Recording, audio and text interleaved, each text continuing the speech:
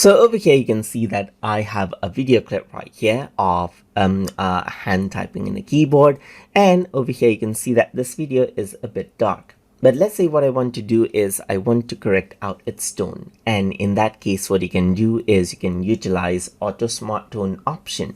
So to do that, over here on the right hand side you can go around onto the fixed panel, and then you can click on open to apply various adjustments onto the clip right here. And here you can see that Auto Smart Tone is an option. So what you can do is you can go around and apply this. Then what happens is that it immediately makes the picture brighter, as you can see right here. But you might not get the final result perfectly. And in that case, you can go around onto custom right here.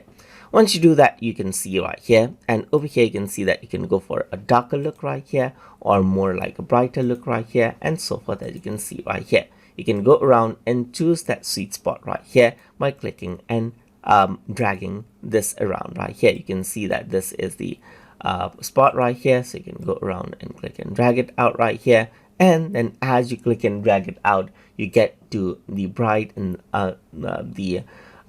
like dark spot, as you can see right here, just like this. So you can go around and click and drag it. So let's say I want to go around onto the right hand side right here, and this is what you have, and you can go around and see how that looks. And if I were to go around and press done, then this is what you have, as you can see. So that is how you can work around with the Auto Smart Tone option inside of Adobe Premiere Elements. So hope you guys learned something as always, and as always, please like, comment, share and subscribe